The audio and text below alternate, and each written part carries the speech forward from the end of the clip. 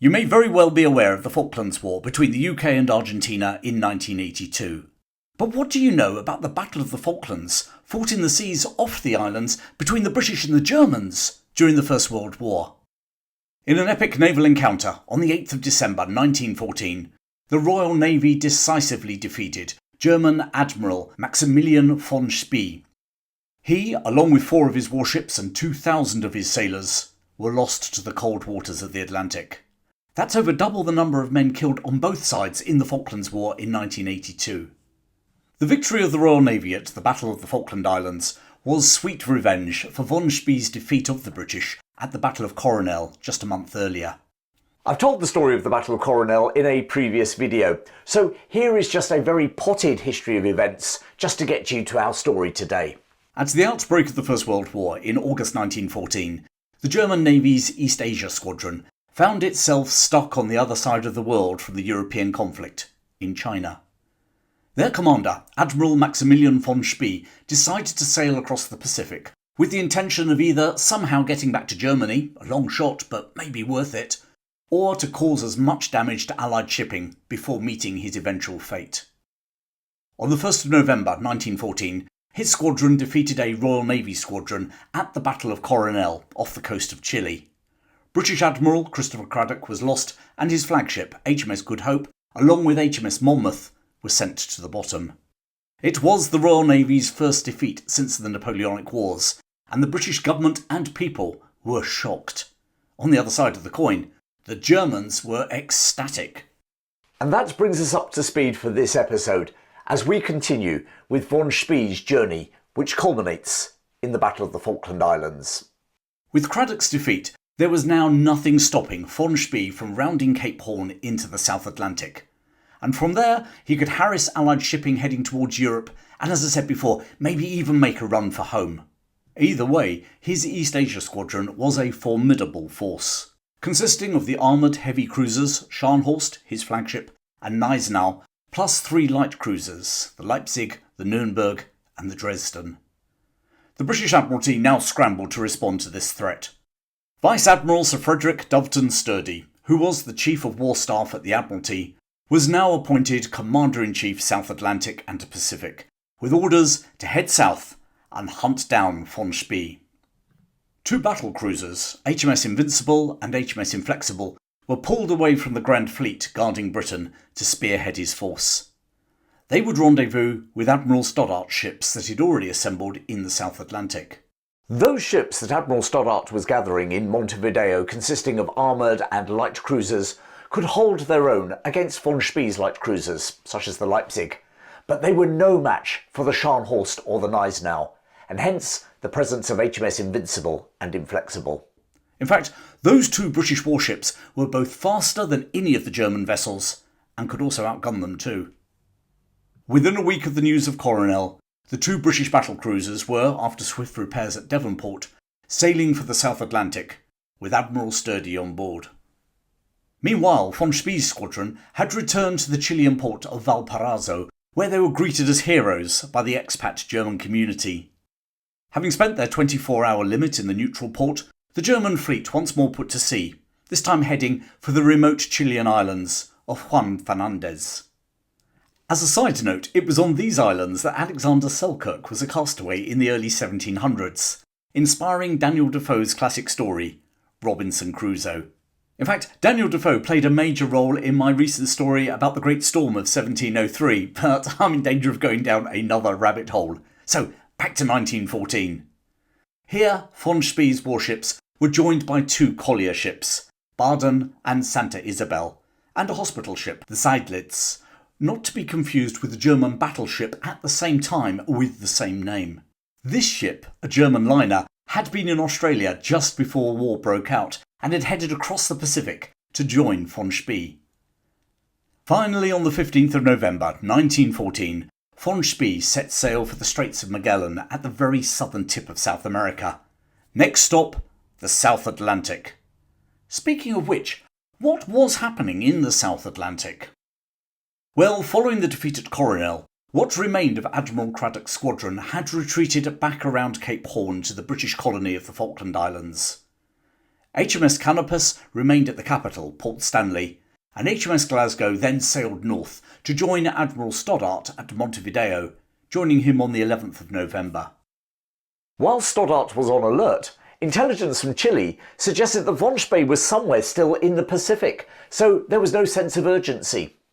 Eventually rendezvousing with Stoddart's ships off Brazil on the 26th of November, Admiral Sturdee now sailed south to refuel at the Falkland Islands before heading into the Pacific to hunt the German East Asia Squadron. But unbeknownst to the British Admiral, von Spee was a lot closer than he estimated, having rounded the Horn on the night of the 1st-2nd of December. His target was the Falkland Islands, where he could raid the Royal Navy's coal supplies. German intelligence reports that he was receiving were completely in the dark as to Admiral Sturdee's growing fleet.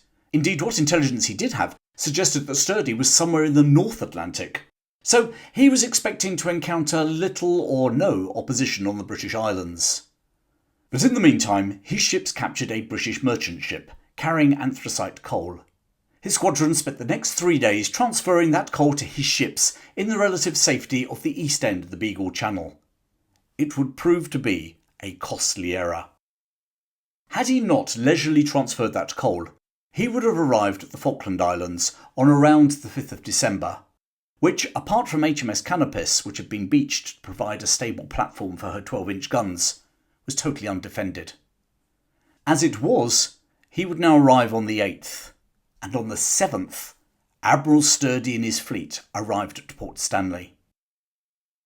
The 55-year-old British Admiral intended to leave for Cape Horn on Wednesday the 9th of December and enter the Pacific to find the Germans.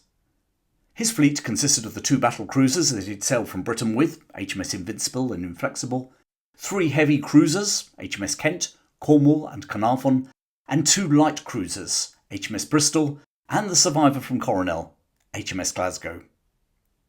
I mentioned earlier that HMS Canopus had been beached, but her huge 12-inch guns could outrange anything von Spee had, so it provided an extra layer of defence for Port Stanley.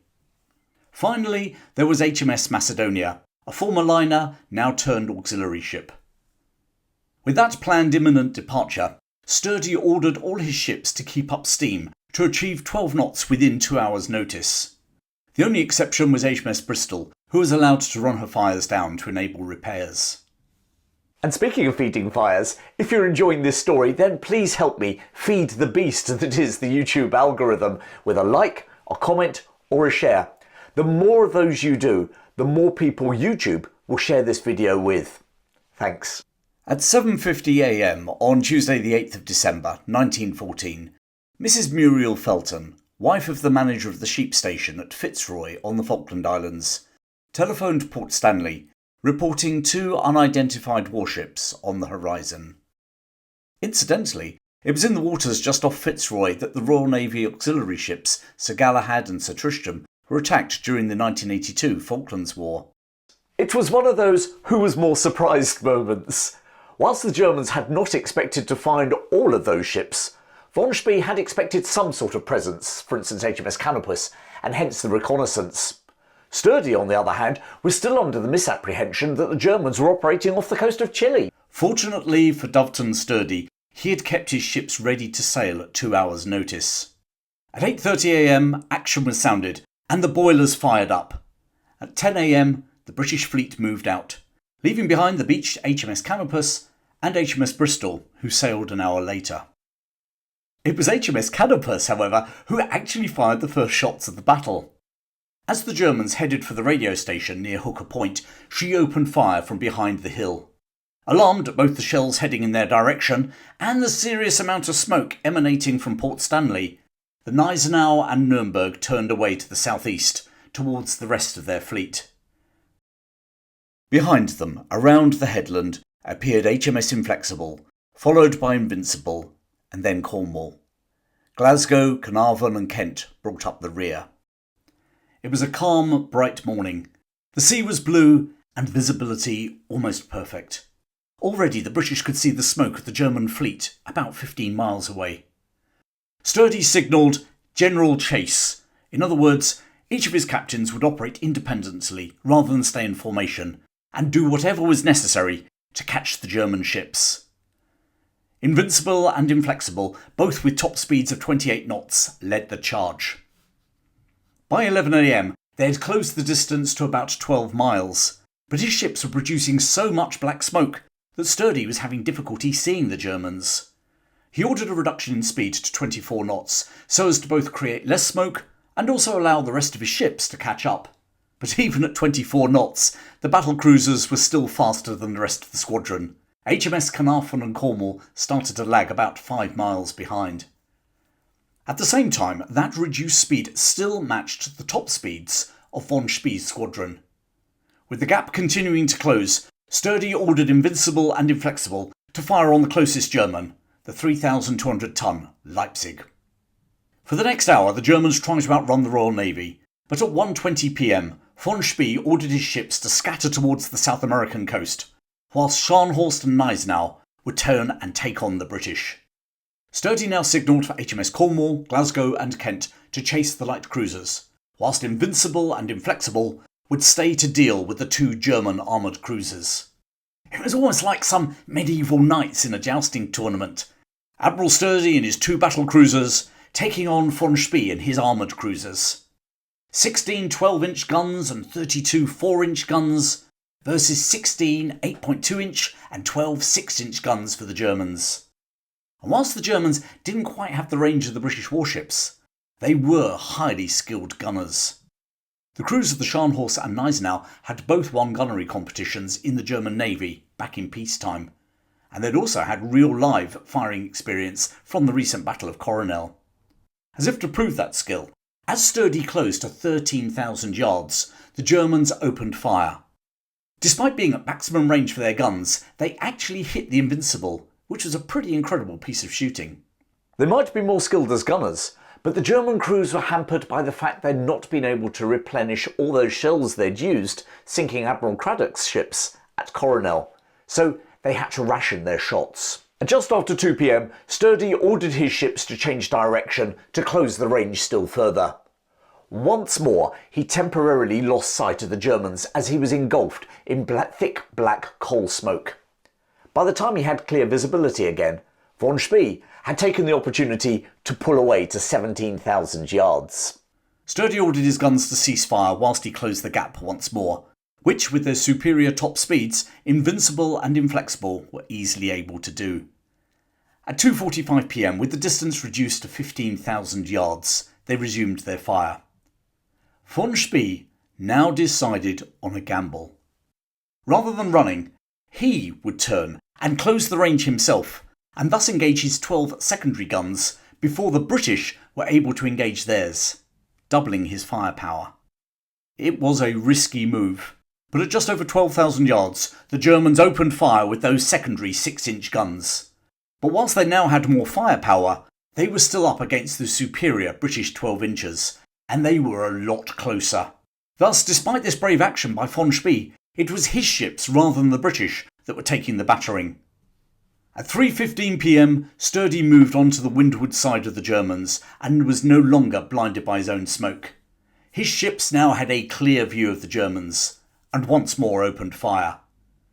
The Gneisenau was starting to list, and meanwhile the Scharnhorst was, according to a Royal Navy witness, a shambles of torn and twisted steel and iron, and through the holes in her side we could see dull red glows as the flames gained mastery between the decks. She was losing speed, and both British cruisers now closed up on her. At 4 PM, the German flagship ceased firing and turned over. The Scharnhorst sank within 15 minutes, 98 nautical miles southeast of Stanley. Due to the ongoing fight with the Gneisenau, the British were unable to lower any boats, and all 800 of her crew, including Admiral von Spee and his 2 sons, were lost. At this moment, HMS Carnarvon finally caught them up and joined Invincible, firing on the struggling Gneisenau's starboard, whilst Inflexible bombarded her rear. The German cruiser had lost a funnel and her speed had dropped to just 8 knots. There were fires fore and aft, and she was almost out of ammunition. Finally, at 5:30 PM, she stopped still in the water. But even now she refused to strike her colours, and having given 10 minutes to do so, the British reopened fire. At 5:45, she capsized. This time the Royal Navy were able to lower their boats to cross the 3,500 yards to the sinking Gneisenau. But in those cold waters, and on average sea temperatures around the Falklands in December are below 10 degrees Celsius or upper 40s Fahrenheit, only 200, or a quarter of her crew, were saved. Meanwhile, what had happened to the German light cruisers, Leipzig, Dresden and Nurnberg? Having peeled away just after midday, they were about 12 miles ahead of their British pursuers, Glasgow, Kent and Cornwall. Whilst the Germans were capable of riving the British top speeds, they had been at sea since June and had fought a battle, and rather like a racing car, theoretical top speed is compromised by wear and tear. And so it was that the 3 British cruisers closed the gap. And armed with 6-inch guns versus the Germans' 4.1-inch guns, all they had to do was close just enough to hit their enemy without being fired upon themselves. Initially the Germans kept together, Dresden on the left, Nurnberg in the centre, Leipzig on the right. HMS Glasgow went after Leipzig and was joined by the other 2 British warships. This gave the Germans an opportunity to scatter, which they duly did at around 3:30 p.m. The Kent immediately gave up pummelling the Leipzig and gave chase to the Nurnberg. By 5 p.m, HMS Cornwall had moved to the Leipzig's starboard, whilst HMS Glasgow continued to fire upon her from the port. Now ablaze, the Leipzig kept firing until all her ammunition was used up at 7 p.m. Her captain then ordered her seacocks to be opened to flood the ship. By now, the weather had changed from the perfect conditions earlier. Rain was pouring down, the swell of the sea more pronounced, and visibility deteriorating. At 9:23, the Leipzig turned over and sank beneath the waves. Only 5 officers and 13 seamen were saved. During this fierce little battle, HMS Cornwall had been hit 18 times, but had lost not a single sailor. HMS Glasgow was hit twice, and just 1 sailor had been killed. Meanwhile, the Nurnberg, being chased by HMS Kent, had burst 2 boilers, slowing her speed. However, the Kent had not had time to recoal at Port Stanley before the arrival of von Spee, so was in danger of literally running out of steam. In desperation, her captain, John Allen, a 39-year-old clergyman's son who had passed out of Britannia Royal Naval College in 1890, resorted to burning every piece of wood available on his ship to chase the German. Even the officers' beds or cots were thrown into the furnaces. By 5:30 p.m, he had caught up with the Nurnberg, and 15 minutes later opened fire at a distance of 6,000 yards, about 3.5 miles. Within half an hour, they were just 3,000 yards apart. Now the Nurnberg, with her burst boilers, was rapidly slowing down. She was also on fire, and only had 2 effective guns operating. At 6:30 p.m, her captain ordered the German Imperial Navy ensign to be lowered. HMS Kent ceased firing, and launched 2 boats to rescue what remained of Nurnberg's crew. But before they got close, the Nurnberg turned over to the starboard and sank. Despite searching the dark waters for the next hour, the Kent's lifeboats were only able to find 7 survivors. Now, do you remember HMS Bristol? She was the light cruiser undergoing repairs at Port Stanley when the Germans were first sighted. Well, she finally got up steam and departed the port about an hour after Sturdee had sailed forth. She was ordered to join the auxiliary ship, HMS Macedonia, to hunt down and sink von Spee's collier ships. Once more they received valuable intelligence from Mrs. Felton on the shore, who telephoned in the collier's movements to Stanley, who in turn guided the British ships to their prey. Mrs. Felton would receive an OBE for her actions on this day. Easily catching up with the colliers, who offered no resistance, their crews were removed and both ships sunk. The only ships to get away were the Dresden and the hospital ship Seydlitz. Dresden was able to retrace her steps and once more enter the Pacific. HMS Kent and HMS Glasgow were eventually to corner her at the Juan Fernandez Islands, Robinson Crusoe again, but rather than surrender, her crew scuttled her. By the way, one of her officers was a young Wilhelm Canaris. Escaping from internment in Chile, he made his way back to Germany, arriving in October 1915. He later rose to be the chief of the Abwehr, or German military intelligence, during World War II. And what of the hospital ship, the Seydlitz? Well, the former liner managed to reach neutral Argentina.